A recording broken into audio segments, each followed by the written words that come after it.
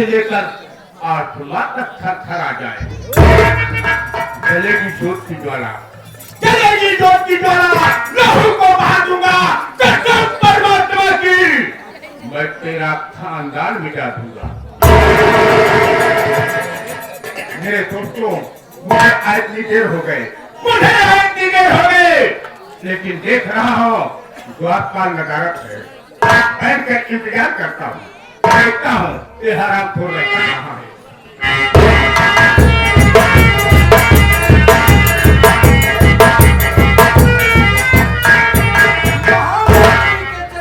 गुलाम का गुलाम हो। द्वारपाल, सबसे पहले इस रात दरबार में किसे आना चाहिए रे? मंत्री जी, इस रात दरबार में सबसे पहले मुझे आना चाहिए। आज लेट हुआ, लेट होने का कारण क्या है? कहाँ था अब तक? उसे आप यहाँ हमका छुट्टी मिलत नहीं, छुट्टी मिलबे भाई तो तू दिन के छुट्टी मिली, चला गए अपने घरे चला गए। एक दिन कैसे बिताए रहे, दूसरे दिन नहाए खाए के जैसे कपड़ा पड़ा पहन के कुछ दूरी निकले बाबू साहेब। कहा बताइए बाबू साहेब, उससे हमरे ससुरारी से चिट्ठी आ गई। चिट्ठी आ गई यानी पत्र आ गया, तो इसमें क्या लिखा था पत्र में? बाबू साहेब, उसे हम पढ़ा लिखा जाता है, बहुत ज्यादा ही हिंदी पढ़े, हाथ ही नहीं लगाए, सब अंग्रेजी पढ़े ही, लेकिन होना हिंदी लिखा रहा। एक लड़का के बुलाए, हम कहे बच्चा है आप। बाबू साहेब ऐसे खोल दिए, चिट्ठिया खोल दी। हम कहे बचवा तनी के बाँच दो, लगा लड़कवा बाँचे बाबू साहेब, लड़कवा बाँचे लाग, हम लागे वो खास छोड़ के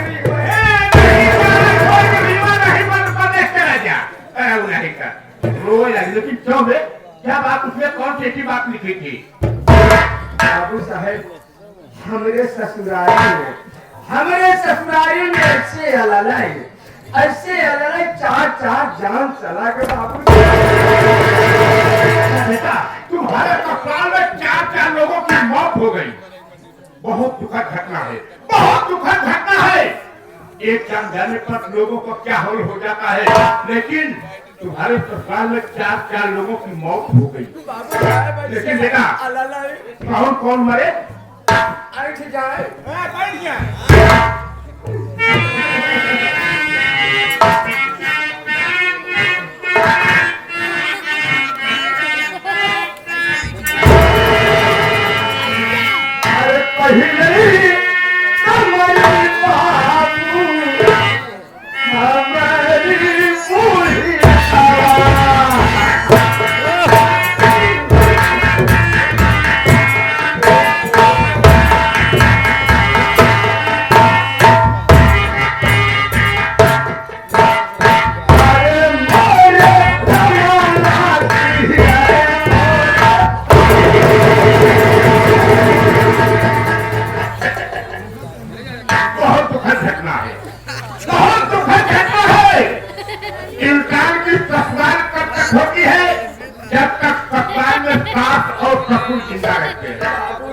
उसके बाद बहुत कम लोग का मानदान होता है। सास का मरना बहुत बुरी खबर है। उसके बाद कौन मरा बेटा? जब हम ससुरारी जाए इसे देखे कहवा हमरे ले पान आवा मेहमान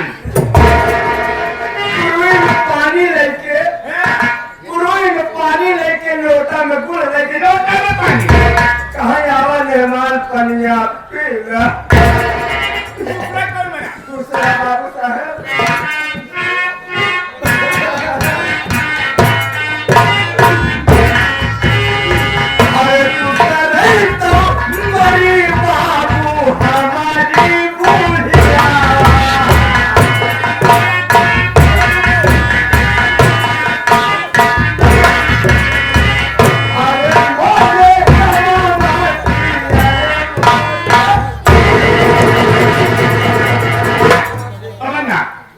तुम्हारा दिमाग ठीक है ना? पहली बात वक्त अपनी सासू को बताया और दूसरी भी सासू को बता रहा है। दिमाग स्थिर है? बोलिए वाह। कहीं और दिमाग होगा। साफ साफ बता। हाँ बाबू साहब। और तीसरे तुम्हारी मोरे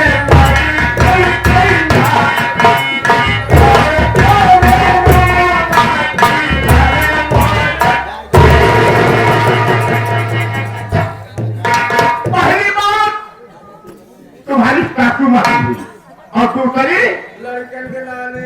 लड़के की नानी। ननिहाल तब तक जब तक नानी और नाना जिंदा हैं। उसके बाद ननिहाल में वो मान सम्मान नहीं रह जाता। मामी मामा भले हो लेकिन वो बात नहीं रह जाती है। नानी नाना की बात और कुछ होती है। उसके बाद बहुत कम ही लोग मानते हैं। ये भी सोचना है। और कौन मरा?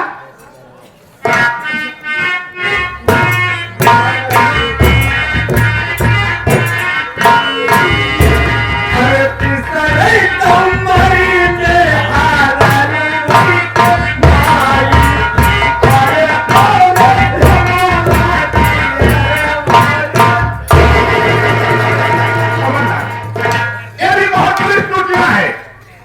औरतों का मायका कब तक? जब तक माँ और बाप जिंदा रहते हैं। जब तक माँ जिंदा रहती है तब तक बेटी अपने नैहर में शौक से जाती है, अपने मायके शौक से जाती है। कोई बात होती कहती मेरी माँ बीमार है, तत्काल पहुंचती है। उसके बाद माँ पिता के मरने के बाद बहुत कम लोग मायके जाते हैं। चौथा कौन मरा?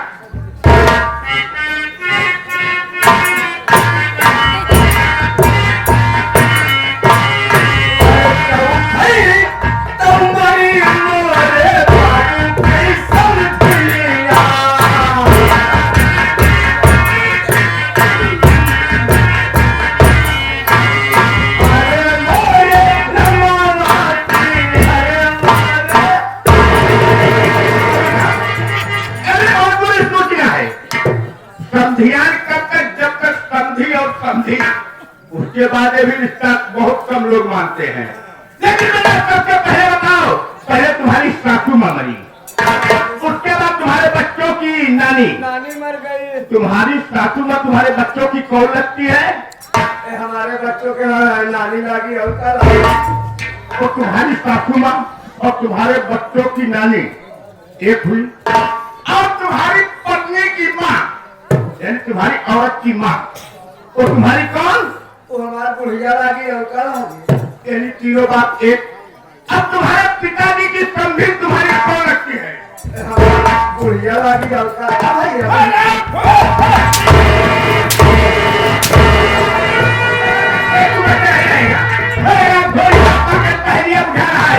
मौत एक और पता है चार। का भैया एक मारा मिलेगी, जरूर मिलेगी। आज तुम्हें खड़ा नहीं किया जाएगा। पता नहीं है कि आए हुए बंधुओं से मेरा परिचय बता, मैं कौन हूँ? मैं कौन हूँ? कहाँ का रहने वाला हूँ? मेरा नाम है क्या है? बताओ क्या है? बाबू साहब आप इतना दिन से हम करा कहीं नौकरी आपके मुहे कभो नहीं लेता। मेरे सामने मेरा नाम नहीं लेता है। बाबू साहब आज से आँखियां हम नहीं करते हैं। जब तुम्हार बाबू हम रहे हैं। अरे तू मेरा बाप था। बाबू साहब इतने नहा गया। बाबू साहब इतने नहीं, तुम्हार अम्मी हमारे हरू रही है। हमारे मिलकर मेहरारू नहीं है। पता कहना क्या कह रहे? बाबू साहब आपके पिताजी इस हवेली के ठीका के हवेली के इस हवेली में महामंत्री थे। महामंत्री थे। तब उनका करते रहे हैं। नौकरी कर रहा था। आपके अम्मी जब इस हवेली के यानी उनका हमारे मेहरारू कहते रही है। समझ गया। यानी बहुत पुरानी बात बता रहा है। कोई बात नहीं, मैं अपना परिचय स्वयं बताऊंगा। मेरे दोस्तों, एक धर्म नगरी है, एक धर्म नगरी है यहाँ के महाराज धर्मराज। मैं उनका वफादार मंत्री मैं उनका वफादार मंत्री। मेरा नाम ज्वाला सिंह। महाराज के दो औरतें, महाराज के दो औरतें। पहली वाली औरत का नाम महारानी प्रेमावती और दूसरी वाली औरत का नाम नीलमा। ऊपर वाले के किपर पे बड़ी रानी प्रेमावती के एक लड़का जिसका नाम राजकुमार वीरेंद्र अपने ननिहाल में पढ़ रहा है। लेकिन द्वारपाल महाराज के आने का वक्त हो गया। होशियारी के साथ रहना। अगर जरा कभी गलती किया तो कहता तुम्हें क्षमा नहीं करेंगे।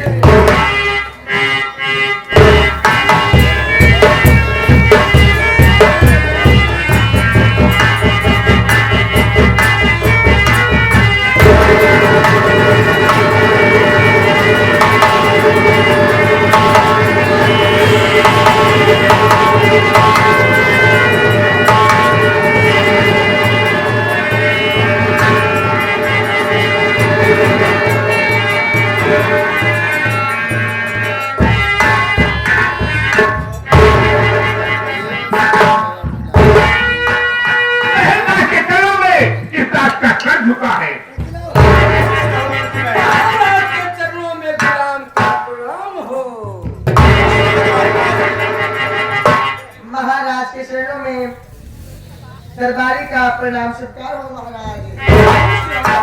हमारा आदब स्वीकार हो महाराज।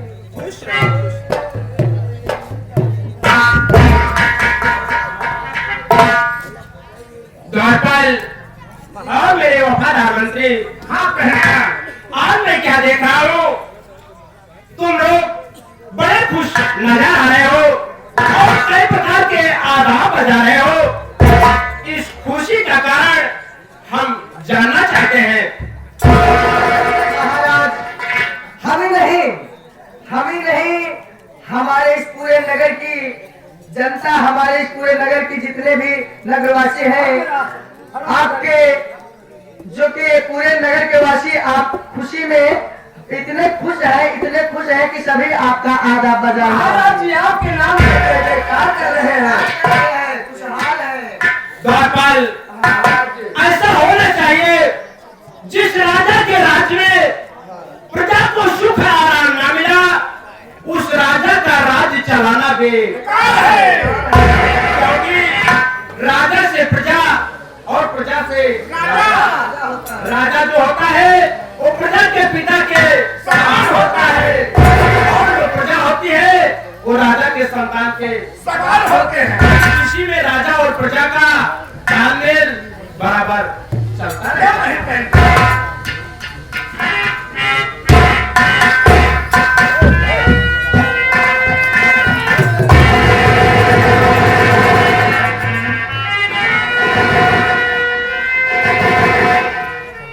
द्वारपाल महाराज जब राज दरबार में आते थे हम लोगों के सदैव कोई न कोई वार्ता होती रहती थी। लेकिन न जाने क्या कारण है राज्य का समाचार पूछने के बाद सहसा उदास मुद्रा में बैठ गए। इसका कारण सहसा से पूछा जाए। सहसालम बात क्या है, कारण क्या है? क्या आज आपके चेहरे पर उदासी छाई हुई है? ये गुलाम जानना चाहता है। क्या कहना मेरे वफादार मंत्री, मेरे उदासी का कारण जानना चाहते हो? क्या है कारण का? मेरे वफादार मंत्री, अगर मेरे उदासी का कारण जानना चाहते हो तो सबसे पहले इस राज दरबार में मेरी बड़ी रानी प्रेमावती और मेरी छोटी रानी नीलमा को इस राज दरबार में बुलाया जाए। सबके समक्ष मैं अपने उदासी का कारण जरूर बतलाऊंगा।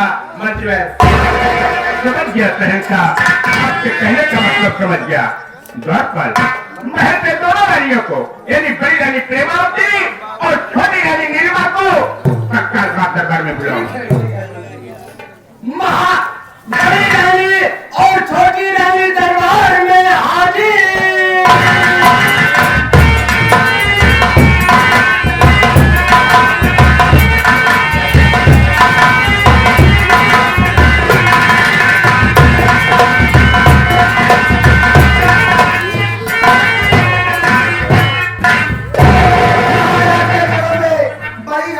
पद्मावती का प्रणाम स्वीकार।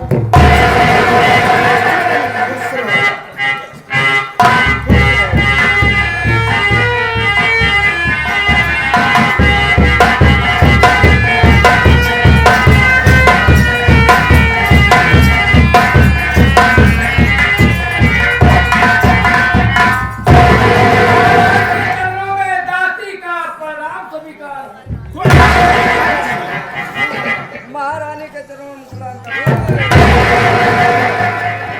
महाराज, दोनों महारानी दरबारी व मंत्री को दरबार में पेश क्यों किया गया, कारण जानना चाहती हूँ।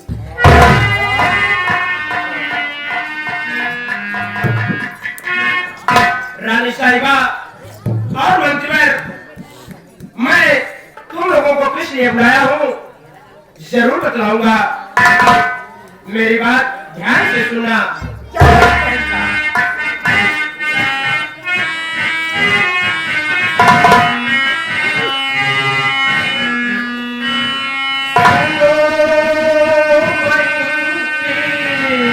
ध्यान से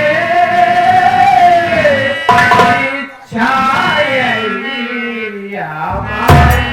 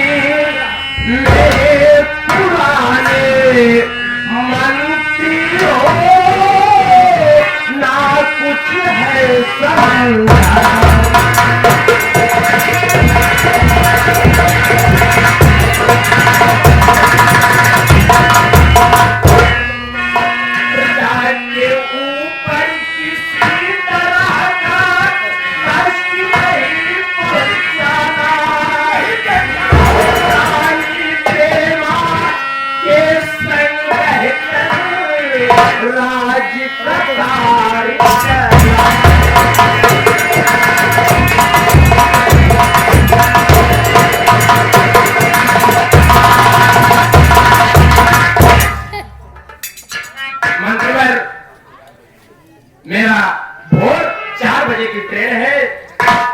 मेरे सारे सामान की तैयारी करो और आज के बाद इस राज दरबार जब भी यहाँ पर लगेगा तो बड़ी रानी प्रेमावती पे लगेगा। समझ गया पहनता, समझ गया ये आगे पहनता। महाराज, आज भरे दरबार में मैं आपसे कुछ कहना चाहती हूँ। क्या कहना चाहती हैं साहिबा?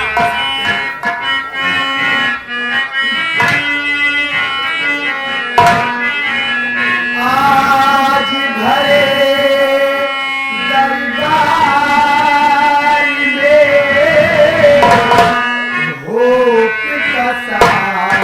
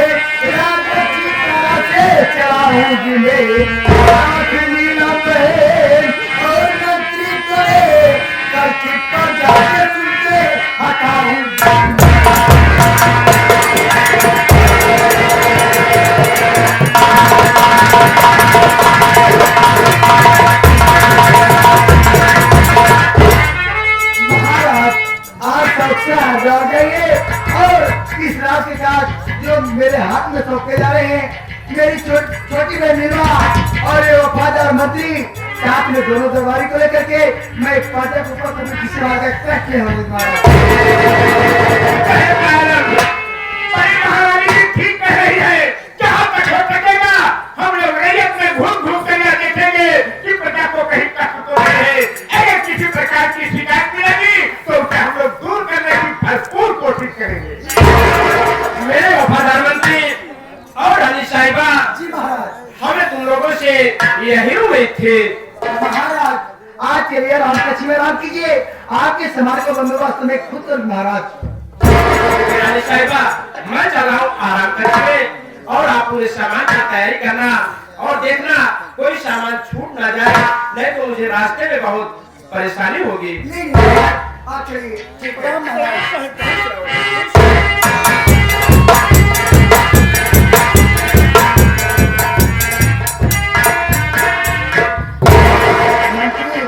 हाँ महारानी, ये तो बड़ी खुशी की बात है कि महाराज का चौथा पंचम आए और इस अवस्था में महाराज तीर्थयात्रा के हाथ भाग क्यों नहीं महारानी, क्यों नहीं? ये तो खुशी की बात है।